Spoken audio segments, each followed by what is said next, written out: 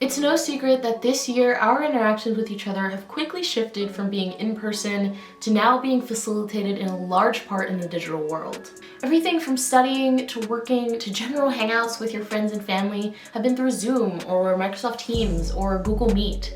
And frankly, Zoom fatigue is real. It gets tiring looking at the same video images of each other and trying to get through a meeting or trying to get through a class, just kind of like sitting and just watching our faces kind of just like being there. In the beginning, it was really fun to see people's virtual backgrounds and see what kind of spaces they could come up with or jokes that they could make based on the images that they put behind them.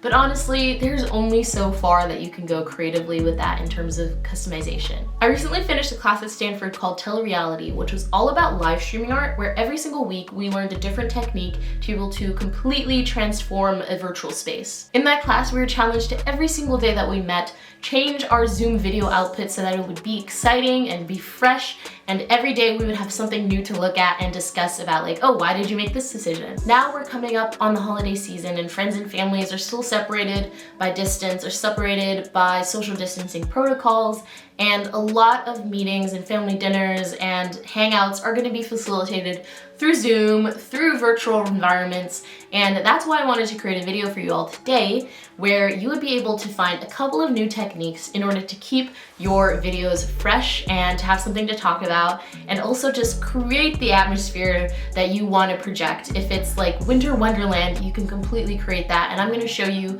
what you can do to try to like add a little bit of flair to your video projections. I want to get right into it, but before I do, I want to ask you to please send this to your friends and family so that you can follow along together, and then when you have your virtual meetups, you can take a screenshot and send me the awesome virtual environments that you've created. You can send them to any of the social media links that I have in the description, because I really want to see what you come up with. And I feel like these techniques are so simple and easy to implement that I wish that people knew about them more. So make sure to send it to everyone you know so that you can all like get into it together. The first method is so simple, I wish more people knew about it, and that is the app SnapCam.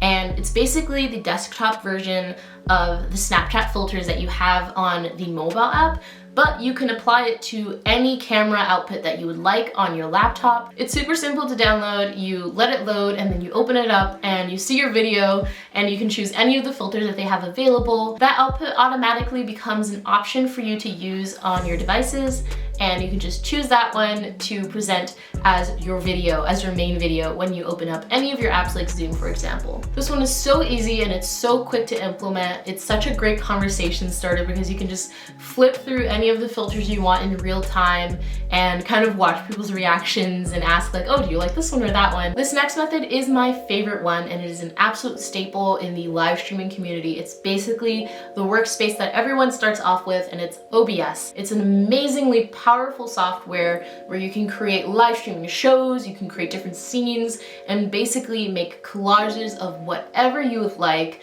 You can alter your video, you can alter moving parts. This is basically what I use on a daily basis and what I've used for live streams in the past and for video art projects. So I really want to encourage you to download OBS. My biggest advice for you on this piece of software, I know it looks intimidating, but it's really not. You can drag and drop images, you can drag and drop video files, anything in there, audio.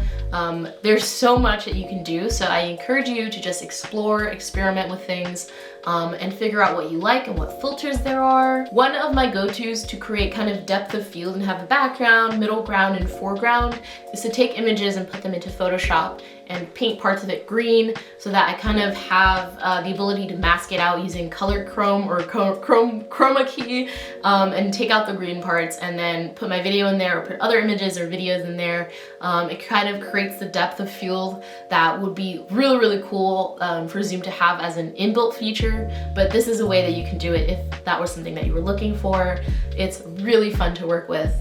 So I highly recommend OBS. So there isn't really a direct output from OBS into Zoom, so what I've done is I downloaded a virtual camera that kind of registers as a possible output. Mine is called NDI. I found the link for it on another video. I will link it down in the description below. It's definitely not the only method of getting OBS into Zoom, but for me it has been really like fluid and easy to implement. So that's the one that I recommend, but there are also so many other techniques, so if you prefer something else, then go for that. So the last method or technique I want to talk about is called CamTwist. This is another app that you can download from online onto your desktop. Basically what CamTwist does is it takes the output that you'd usually have from your laptop webcam and you're able to alter it however you'd like. There's so many different features that you can do and it's very powerful. There are very many different things. You basically are creating your own filter in a way. What it does is that it adds another dimension to your creative potential because you can take your CamTwist filter or CamTwist